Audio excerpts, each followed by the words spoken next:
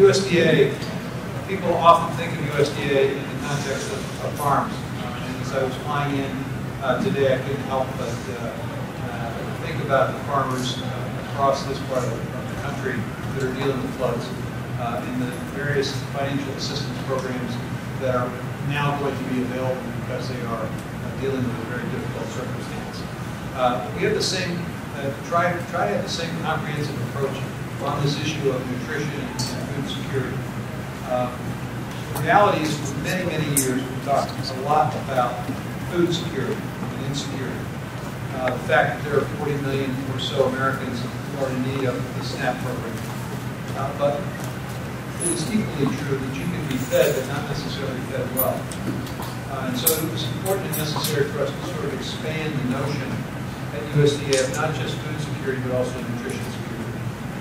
So one of the first things we did was to take a look at the fundamental foundation of the SNAP program, the Thrifty Food Plan. It's the basis upon which we calculate the benefits that are available to people who qualify for SNAP. And what we found was that when you don't review the fundamentals for 45 years, things actually change in that time period. And it turns out that people actually purchase things differently than they used to at the grocery store. It turns out that they don't spend as much time preparing food from scratch as they used to 45 years ago.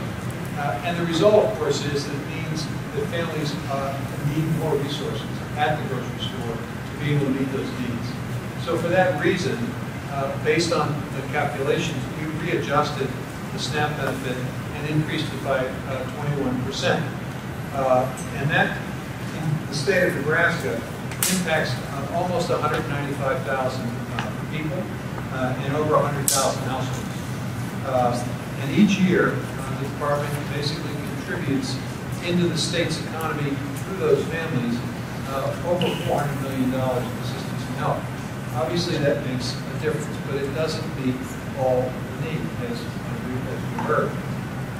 That's why it's important for us to have the school lunch and school breakfast program.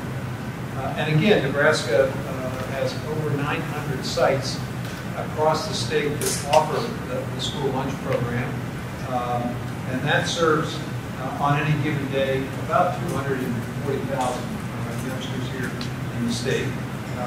They also have a fairly aggressive effort at school breakfast. 791 sites in Nebraska offer school breakfast. Another 75,000 meals are served to youngsters each and every day in that context. And the combination of those two contributes another $125 to $150 million of additional assistance in terms of those programs. But of course, we needed to take a look at the nature of those meals being served. Dr. Buchanan basically suggested the importance of making sure that we really focus on whole grain, we focus on reduced sugar and sodium, more fruits and vegetables, and we made a commitment to do that. And in doing so, we not only increased the reimbursement a bit, but we also teamed up with schools by providing additional resources in the last couple of years. We've made basically contributions to both the food bank system and the schools, in addition to the normal temporary emergency assistance resources. We utilize roughly $5 billion across the country from a fund called the Commodity Credit Corporation to provide additional support. And as I travel the country, I continue to hear from food banks, appreciate it, thank you, thank you, thank you, but we need more. And I certainly appreciate that, and we continue to look for ways to try to be helpful. And then we had this amazing opportunity to expand significantly the summer feeding program. Historically, it's been a program that essentially said, you got to come to a congregate central location and we'll be happy to provide you a meal. Well, that requires someone to sponsor that site. It could be a school, it could be a building, it could be a number of different organizations, it could be a church. But it requires somebody to step up to do that. That's not easy to do. And of course, somebody who's prepared to take on that responsibility.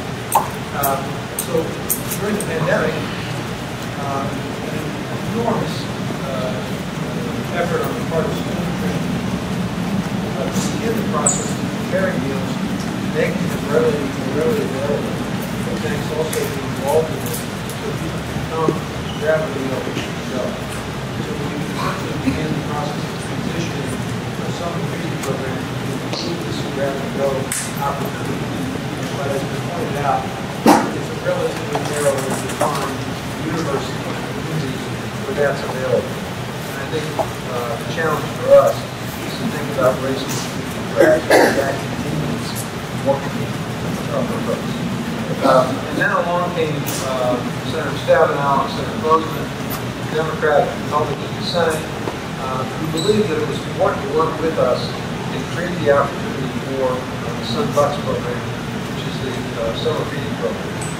The notion of basically providing families with a card or with an amount of money added to their SNAP card that would equal $40 per child per month for 3 months, or $120 per child for 3 months.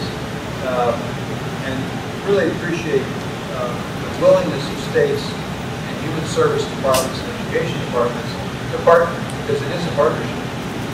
The only condition that we essentially place on this is that the administrative expense be shared.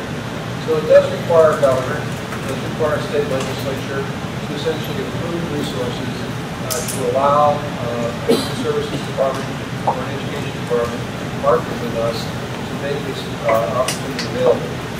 And I do appreciate the government's willingness to listen and to understand that this isn't a welfare program. This isn't the best interest of kids. The best interest of their education and their health care. And at the end of the day, we all benefit from it. Whether there are children or not, we all benefit from it. And Nebraska stepped up, in this part of the country, stepped up with implementation. I would like you to export your lives across the border so that my own state gets the message. I have to tell you, I was thinking about this. As a former governor of Iowa, when we had gaming over there in Iowa, and I'd come over to Nebraska once in a while, the governor would meet with Mike Joey, and he would complain about the fact that we were taking revenue from Nebraska and taking it into Iowa. But it occurred to me today, the shoe's on the other foot. You folks are providing the example to the state of Iowa. You're taking care of the children in a significant way, and I genuinely appreciate the example that you're setting. And I'm pleased to do that. So, the bottom line is, we're putting resources behind this effort. We're trying to improve the program. We're trying to improve the WIC program. We're trying to get more people participating in that program, because that takes care of kids from birth to five, right up to the school age. And so we've developed a continuum of here. And we're very committed to this. And the department